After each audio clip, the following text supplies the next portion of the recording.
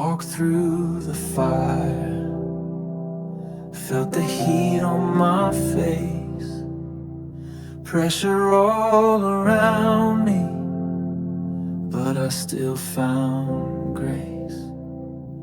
Every scar, every storm, every tear I cried was shaping who I am, refined from the inside.